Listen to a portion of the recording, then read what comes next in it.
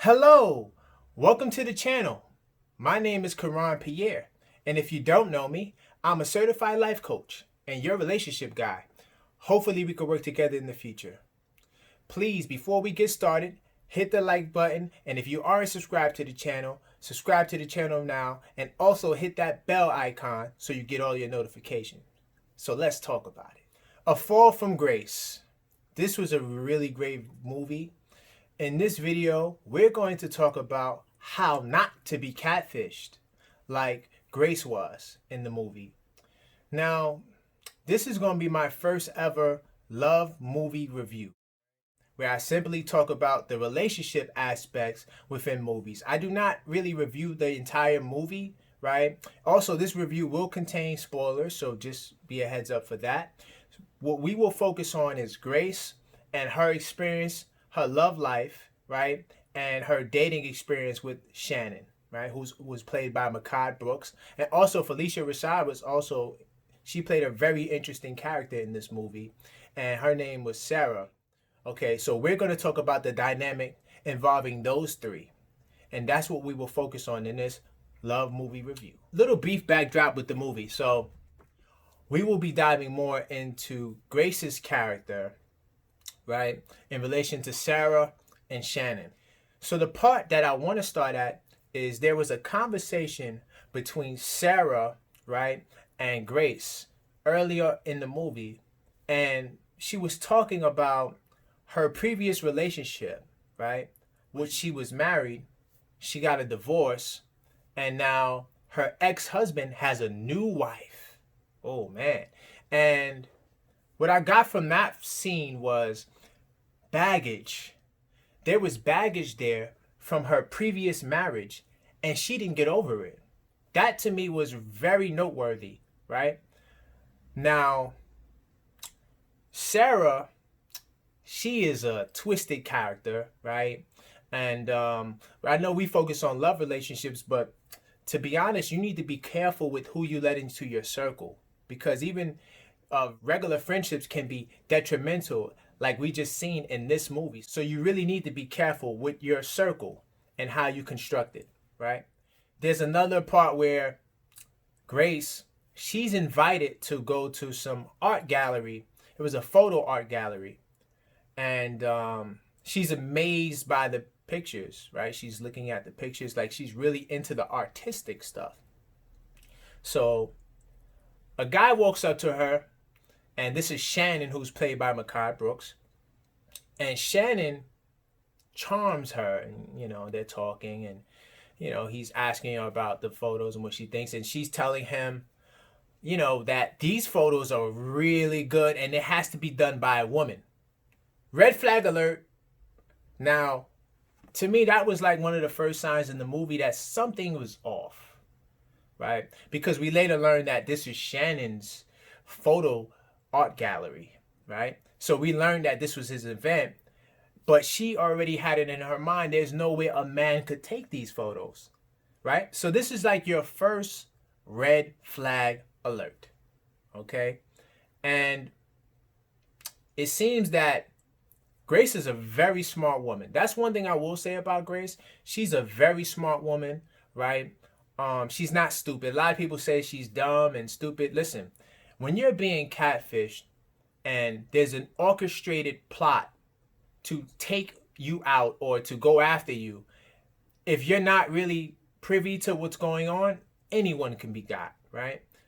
But there were ways that she could have avoided this entire situation, right? And that's what we're going to discuss with this movie. But that was the first sign to me that, wait, something is off, right? And typically, I'll give you 3 signs. You give me 3 signs something is off, I'm running. So that's when the artist is called to do a presentation. And at this point, Grace still doesn't know that she was speaking with Shannon, right? And because this was Shannon's art exhibit. So they call Shannon up to do the speech. And Grace is like amazed, like, oh, okay, that's the photographer? Like, she couldn't believe it, right? So she just leaves out the back exit, right? After his speech, she just, leaves. And he notices her leaving. Here's where it really gets crazy, and this is another red flag. So she gets to work, and when she walks into the office, she goes to her desk. There's roses there with a note, and it's from Shannon. First off, how did he get your address to your job? How did he know where you work? That's a red flag to me. I would have been like, something is off. Whoa. You know, and I would have just got up out of there. I just met this guy the other night. He seemed nice, but he knows where I work. That's a little creepy to me. It's one thing if he would have messaged her on Facebook, right? Like, boom. Hey, I noticed you from the party. I got your first and last name. I did a search. I'm sending you a DM. That's cool, you know, because this is the information age. So information is readily upon us. But to just send someone roses at their job and you just literally met them at an event, like you don't know them from nowhere, that's a little creepy. So I believe after that, she presents it to Sarah. And Sarah's like, well, maybe you should get to know the guy, you know? So eventually she calls the guy. And they go out on dates. This guy is one of the most nicest guys ever. Ladies, you would just fall into his arms and, you know, and he was really charming, right? He took her out. They went to church together, you know, and he was supposed to be like this atheist, or he wasn't into the church. So I know, ladies, how big church is for the ladies that go to church, that if a guy who's not even into church goes to church with you, I understand that's a big deal. But we have to be careful, right? We don't want to just be heads over heels for the wrong guy just because he went to church. That's a good sign, and we do take note of the good things too. But it's weird because they go on another date and they're going on these dates, and then he's walking her to her house, right? Gentleman thing to do. But the thing that to me was the most alarming was the fact that this man asked, when am I going to your house? Now, I'm not saying that it's bad just to ask that question, but for me, the timing was still a fresh situation. I felt that he should have waited a little bit more before you ask that question. And typically, a man should wait for you to invite him in the house, because a woman who wants you in that way, they're going to give the proper signs that they want you to come into their house, right? They'll invite you in for coffee. That was a classic thing, right? There's just ways to go about it. I felt like by him asking her, when can I come inside your house? And you're just meeting the guy and getting to know the guy, right? On top of some of the other things that was done up to this point, you have to have cause to pause. Now, I need this to be clear. So I came up with this theory, right? It's called the 3 relationship phases. The first phase is dating, courting. The second phase is commitment, boyfriend, girlfriend. The third phase is marriage. Okay? You should act accordingly in each phase, right? And you should build this understanding up with a person within each phase. Each phase is important, right? So right now they're in phase 1, which is dating and courting, right? So you have to graduate each phase to get to the next phase, right? Now, I suggested this before in the previous video, right? A video short. And I said that you should wait 6 months before you have sex with someone. 6 months, right?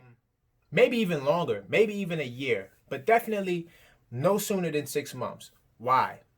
Because you want to get to know a person early. Now, Grace, let me tell you, she is a woman of class and standards, because when he asked her that question, she was like, whoa, Tiger, slow down. Slow your horses, right? I know you like me, but let's relax. And that was the smart thing to do. That was the womanly thing to do, right? So this guy is very persistent.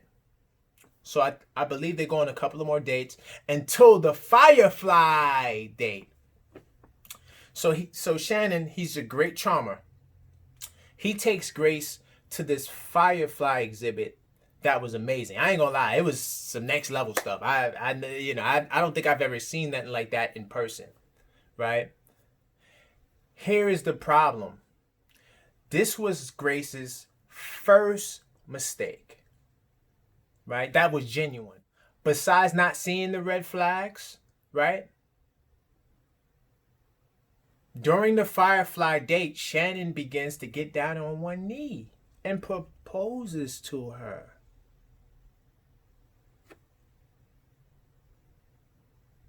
Sorry, I just had to. That's crazy. You just meet somebody and they just get on their knees and proposes to you, and she says yes. That was the mistake. Too early to say yes. Then the next scene, they're having sex. The ring was a nice ring too. So they go from firefly date, next scene, have sex, next scene, married. Whoa. So let's slow this down. This is a lot, right? Because Grace doesn't know that she's being catfished at this point. But she made this huge commitment, right? And I think it was tied to a little bit of the baggage that was still there from her previous marriage, right?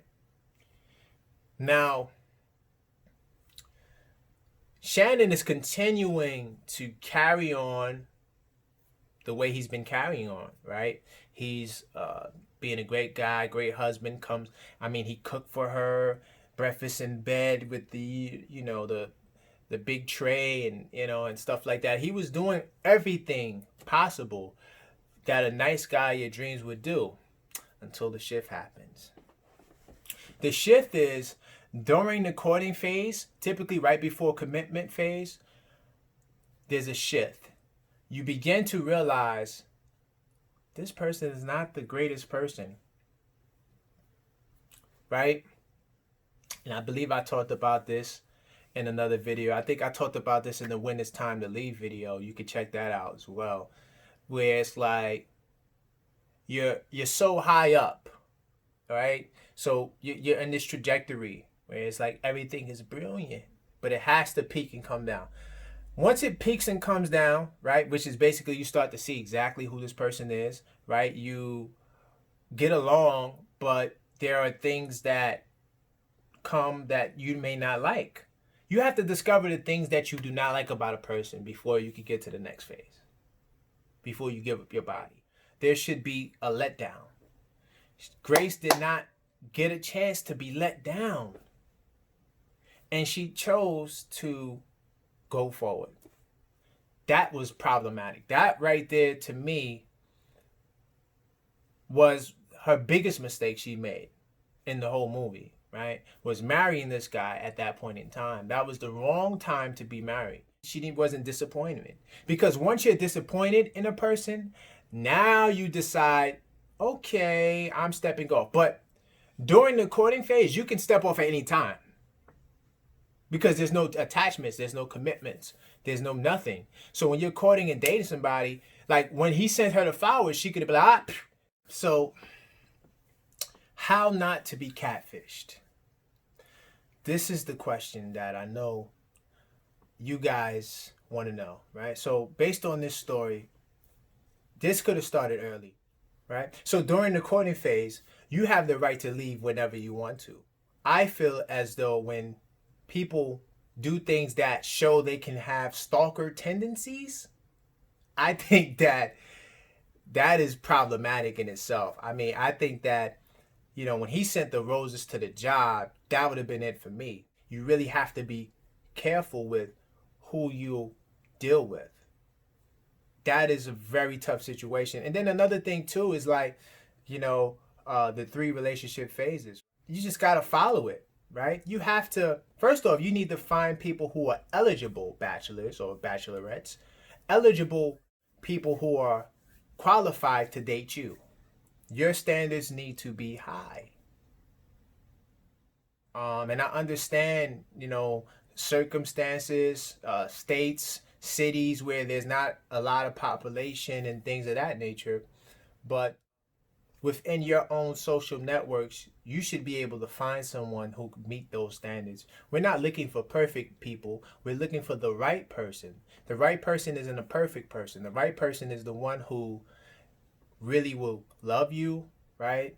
Who will really be genuine, who you can really trust, who you can really build something with, right? We're making love practical. It's not something that is this, Cupid and fantasy, talk or whatever. This is like real love, right? And like I said, I have plenty of videos you can look at. What is love? I have a video on that, and a whole bunch of videos on love. But you need to really get a hold of yourself during the courting phase, not to move fast. Patience, right? Have patience and really investigate and analyze this person, scrutinize this person, not necessarily to their face, but gather the evidence and see, what, I'm not going to continue seeing this person. And if you let people down during the courting phase, it's a lot easier. But if we wait until you become boyfriend, girlfriend to let people down, now you're dealing with a lot more, right? But don't be so quick to give up your body. And definitely don't be so quick to jump into a marriage. That takes time. Let it develop. There's no time limit. I mean, it can happen within a year. Like you can date somebody for a year, then go into boyfriend, girlfriend phase, and then another year of that, and then jump into marriage. That's okay. I mean, but there's no real time limit, but you need to spend time in each phase. You need to spend time dating, right? You need to date more people. You need to not have sex. Slow it down. Dating is not having sex. Dating is just seeing who is eligible. That's all I mean when I say dating. Date more people. Commit to the right person. And that way, when you're married, you already did the hard work. Now it's about building and sustaining a marriage. And you can easily do that when you've chosen the right person. That takes time. Do not let anyone rush you along. That's how you won't be catfished. Simple. Look for the signs, right?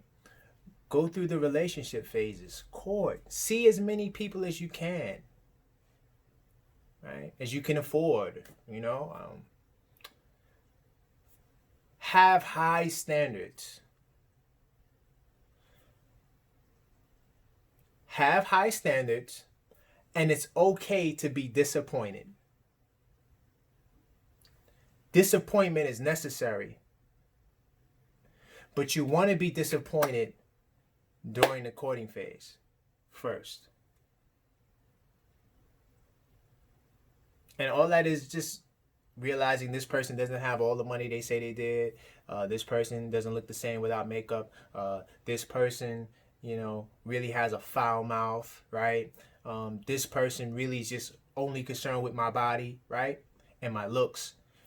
You discover all of that during the courting phase. And then once you discover all of that and you reach a level of, I still like this person, right? But of course our standards are high, so we're not tolerating a lot of the things I just said. But if there's certain things, certain quirks or certain things that may be to your disliking, certain things that are to your disliking, you will be able to accept that person because you say, you know what? I can deal with that. There's things I'm not dealing with, but you need to learn about these things before you get to phase 2 and 3. Learn about as much as you can. Learn as much as you can during phase 1. Thank you for watching the video. And if you enjoyed the video, subscribe to the channel so you can see more videos. Also, hit that like button so more people can check out the video. And also, comment below if you have any questions or concerns regarding this video. I will respond. So until next time, stay blessed.